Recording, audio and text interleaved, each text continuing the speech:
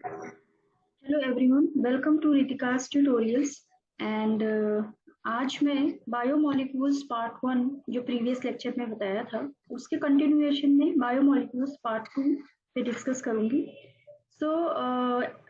मैं NCERT book को ही prefer कर रही हूँ for those who are preparing for the NEET medical exam. पहले मैं आपके साथ ये स्क्रीन शेयर कर रही हूँ जिसमें NCERT chapter 9 which is on biomolecules is given. Previous lecture में I have discussed about the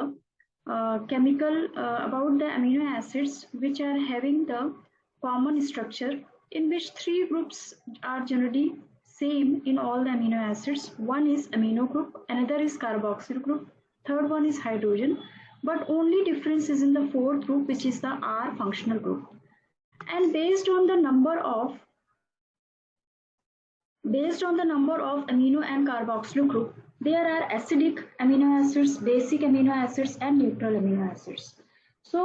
acidic amino acids कब होंगे? जब कार्बोक्सिलिक ग्रुप की संख्या या नंबर किसी अमीनो एसिड में ज्यादा होगा। जैसे कि एग्जांपल दिया है ग्लूटामिक एसिड का।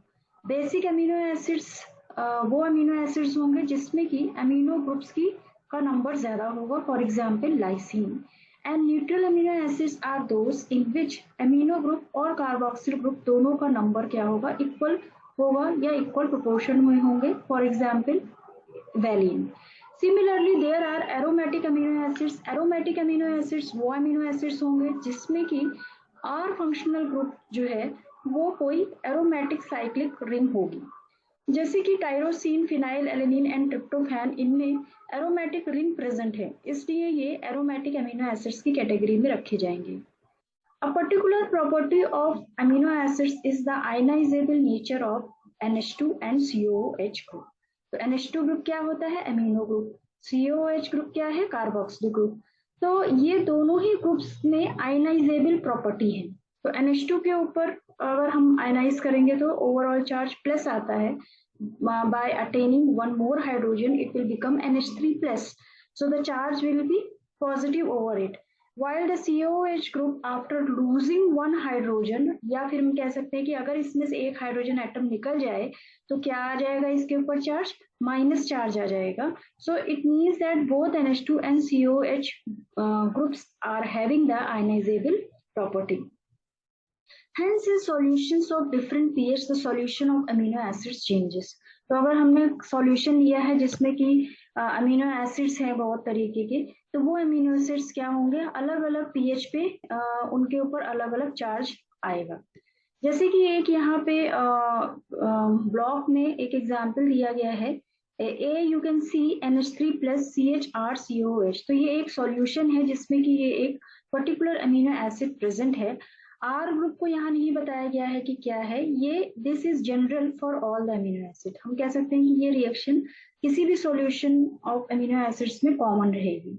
तो यहाँ पे NH3 प्लस है, यहाँ पे NH2 ग्रुप ने एक हाइड्रोजन लिया है तो इसलिए इसके ऊपर पॉजिटिव चार्ज आ गया। CHR एंड COOH, तो ये क्या है? पॉजिटिव फॉर्म हो गई अमीनो एसिड की। Now it is in equilibrium with a form which is called as a Zutter ionic form. Now here the question comes, what is Zutter ion? So as you can see in this diagram, यहाँ हम देख सकते हैं कि left hand side में जो amino group है इस पे पॉजिटिव चार्ज है बिकॉज इट हैज अटेन्ड, या इसने एक हाइड्रोजन को लिया है, एक्सेप्ट किया है, that's why it is having the positive charge. Now here right hand side में हम कार्बोक्सिलिक ग्रुप देखेंगे। कार्बोक्सिलिक ग्रुप पे चार्ज है निगेटिव क्योंकि इसने अपना एक हाइड्रोजन लूज कर दिया। तो हाइड्रोजन लूज करने के बाद इसके ऊपर क्या आ गया? निगेटिव चार्ज आ गया।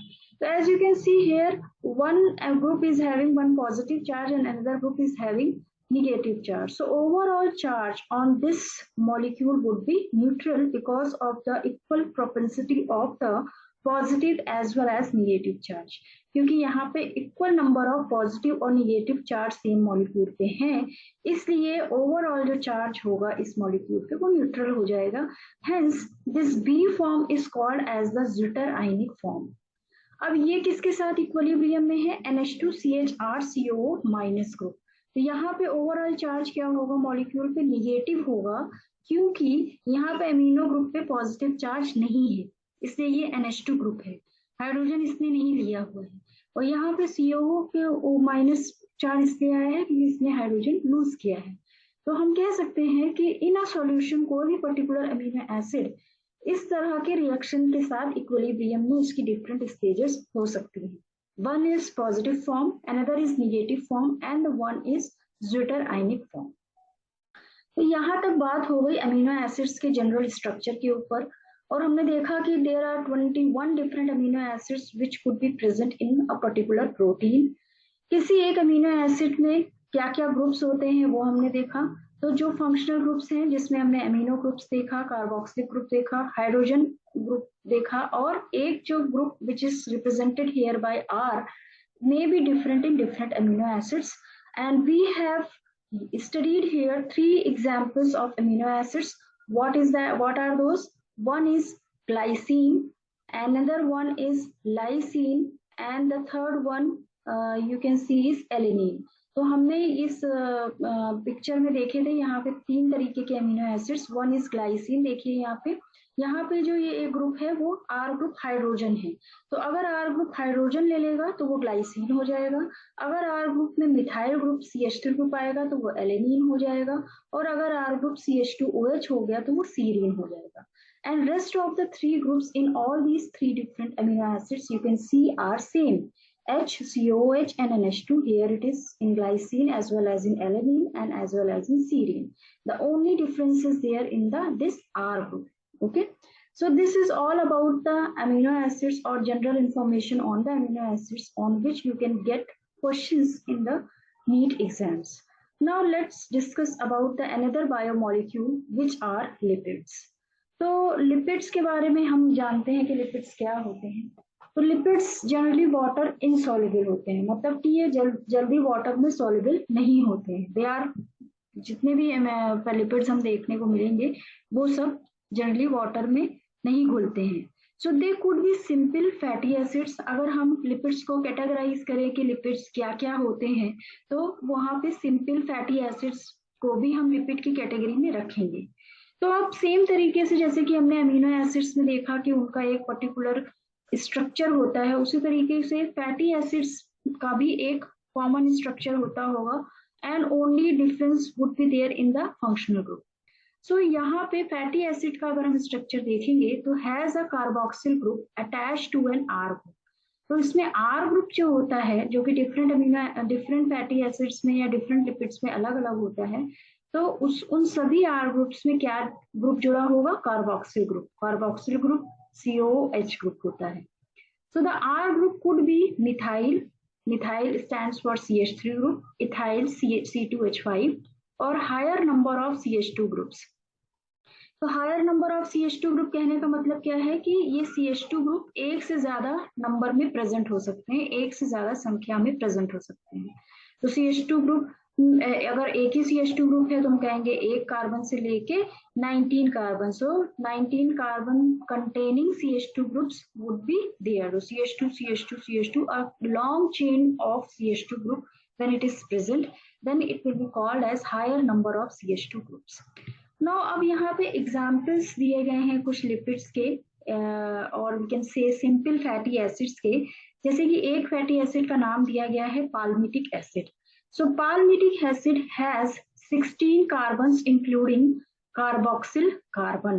तो 16 कार्बन्स मतलब कि इसकी चेन में 16 कार्बन होते हैं, और 16 कार्बन के साथ साथ ऑब्वियसली ये एक फैटी एसिड है तो उसमें कार्बोक्सिल कार्बन भी होगा। Arachidonic acid has 20 carbon atoms. तो arachidonic फैटी एसिड की लॉन्ग चेन में 20 कार्बन एटम्स होते हैं, और टर्मिनल कार्बन एटम में एक कार्बोक्सिल ग्रुप भी प्रेजेंट होगा, which is on, we can say that it is a carboxyl carbon. Now fatty acids could be saturated. अब फैटी एसिड्स में अब सैचुरेटेड फैटी एसिड्स भी हो सकते हैं और अनसैचुरेटेड फैटी एसिड्स भी हो सकते हैं। तो अब यहाँ बात आती है कि अब सैचुरेटेड और अनसैचुरेटेड फैटी एसिड्स में क्या अंतर है या क्या डिफरेंस है। तो fatty acids could be saturated मतलब कहने का है कि इसमें कोई भी डबल बॉन्ड नहीं होगा, मतलब जितने भी बॉन्ड्स इस फैटी एसिड में होंगे वो सब सिंगल बॉन्ड्स होंगे। So when all the bonds are single bonds and they are not double or triple bond, then we can say that the fatty acid is fully saturated fatty acid. Now, on the other hand, the another category of fatty acid is of unsaturated fatty acid. Unsaturated fatty acid कहने का meaning है कि उसमें एक या फिर एक से ज्यादा C double bond C bonds हो सकते हैं। तो अगर डबल बॉन्ड्स की संख्या एक या एक से ज्यादा है किसी फैटी एसिड में, तो हम उसको सैचुरेटेड ना कह के अनसैचुरेटेड फैटी एसिड की कैटेगरी में रखेंगे। Now another simple lipid is glycerol, which is trihydroxy propane. Trihydroxy कहने का मीनिंग है कि 3 हाइड्रोक्सी ग्रुप होंगे और जो चेन होगी वो क्या होगी, प्रोपेन। प्रोपेन का मतलब है 3 कार्बन एटम वाली चेन। ओके, सो ये एक सिंपल लिपिड का एग्जांपल है glycerol, which is trihydroxy propane. And many lipids have both glycerol and fatty acids. कुछ कुछ लिपिड्स जो कॉम्प्लेक्स लिपिड्स हैं उसमें ग्लिसरॉल उसके स्ट्रक्चर में होगा और फैटी एसिड्स दोनों ही प्रेजेंट होंगे उस स्ट्रक्चर में। So here the fatty acids are found esterified with glycerol. अगर ऐसा केस है कि बहुत सारे लिपिड्स जिसमें कि दोनों ही ग्लिसरॉल और फैटी एसिड एक ही स्ट्रक्चर में है, तो ग्लिसरॉल से फैटी एसिड कैसे अटैच होगा, वो जो अटैचमेंट होगा वो एस्टरीफिकेशन के माध्यम से होगा। So you can say that when fatty acids are found in conjugation with the glycerol, then that conjugation would be due to esterification reaction. Or then we can simply pass out a sentence like this, that the fatty acids are found esterified with glycerol. Okay, तो किसी भी fatty acid में अगर एक glycerol structure भी है और fatty acid भी जुड़े हुए हैं, तो हम कहेंगे कि fatty acids are esterified with the glycerol. और उसके बेसिस पे हम उनको अलग नाम देंगे और वो नाम क्या होंगे, they can be then monoglycerides, ठीक है, डाइग्लिसराइड्स एंड ट्राईग्लिसराइड्स। ओके, तो मोनो मतलब एक, डाइग्लिसराइड्स मतलब 2 एंड ट्राईग्लिसराइड्स मतलब 3।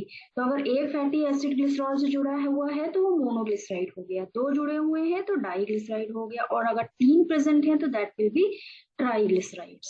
Now these are also called fats and oils based on the melting point. तो melting point के डिफरेंस की वजह से हम लिपिड्स को की एक और कैटेगरी बनाते हैं, और वो कैटेगरी क्या है, फैट्स और ऑयल की। तो अब मेल्टिंग पॉइंट, अगर oil, if oils have lower melting point, like for example gingerly oil, and hence remain as oil in winters. Okay, so oil जो जिंजली ऑयल है वो क्या है, उसका मेल्टिंग पॉइंट बहुत ही कम है, इसलिए वो ऑयल विंटर में भी क्या होता है, वो ऑयल के फॉर्म में रहता है। Now can you identify a fat from the market. हाँ, तो हम जो फैट्स लाते हैं, हम खरीदते हैं, तो हम डिफरेंस हम आइडेंटिफाई कर सकते हैं कि वो ऑयल है या फिर फैट फॉर्म में है। Some lipids have phosphorus and a phosphorylated organic compound in them. अब देखिए यहाँ पे लिपिड्स हमने देखा कि सिंपल फैटी एसिड्स हो सकता है। दूसरी कैटेगरी हमने लिपिड्स की देखी जिसमें कि फैटी एसिड्स ग्लिसरॉल के साथ में प्रेजेंट है, या फिर fatty acids we can say are is esterified with glycerol. तीसरी कैटेगरी और लिपिड्स की क्या है, जिसमें कि फॉस्फोरस भी मिल सकता है और फॉस्फोराइलेटेड ऑर्गेनिक कंपाउंड भी उनमें हो सकता है। तो इस तरीके के लिपिड्स को हम क्या कहेंगे, फॉस्फोलिपिड्स। और अगर हम फॉस्फोलिपिड्स का एक एग्जाम्पल देखेंगे जो नेचुरली हमारी सेल्स में प्रेजेंट है, all cells are surrounded by a boundary which is called as a cell membrane. तो जो सेल मेम्ब्रेन है वो किससे बनी होती है, फॉस्फोलिपिड बाई लेयर से बनी होती है। तो फॉस्फोलिपिड बाई लेयर एक्चुअली में है क्या, वो फॉस्फोलिपिड वो एक लिपिड की कैटेगरी है, ओके, जिसमें कि phosphorus and phosphorylated compound present है, इसलिए हमने उसको क्या बोल दिया, phospholipids, phosphorus and lipids, or phosphate group and lipids are present. So where they are present in the cell membrane. Lecithin is one of the example of the phospholipid. Now some tissues, especially the neural tissues, have lipids with more complex structures. तो neural tissues में जो lipids present होते हैं उनका और भी complex structure होता है। यानी कि कहने का मतलब ये है कि हमारे ह्यूमन बॉडी में अमीनो एसिड्स, प्रोटीन्स तो है ही, लिपिड्स भी जो हैं वो सिंपल से लेके कॉम्प्लेक्स फॉर्म में प्रेजेंट हैं। नाउ अब आती है बात लिपिड्स के बाद न्यूक्लिक एसिड्स की। तो न्यूक्लिक एसिड्स के बारे में हम नेक्स्ट लेक्चर में डिस्कस करेंगे। यहाँ पे हम कुछ स्ट्रक्चर्स देख सकते। तो ये फैटी एसिड, पाल्मिटिक एसिड की हम बात करेंगे, तो इसमें कितने हो गए कार्बन एटम्स, 16 कार्बन एटम्स हो गए। ग्लिसरॉल में हम देखें कि इसका बेसिक स्ट्रक्चर जो है वो होता है CH2OH, CHOH एंड CH2OH। तो यहाँ पे 3 कार्बन एटम्स प्रेजेंट हैं एंड ये different CH2, CH and CH2 groups hydroxyl group से अटैच्ड है। अब हम ट्राइग्लिसराइड्स को देखते हैं। ट्राइग्लिसराइड्स के स्ट्रक्चर में आप देख सकते हैं कि CH2OCOR1 CH, और ये CH किससे जुड़ा हुआ है, R2CO ग्रुप से जुड़ा हुआ है, and the third CH2 group is again is in conjugation with the CO and R3 group.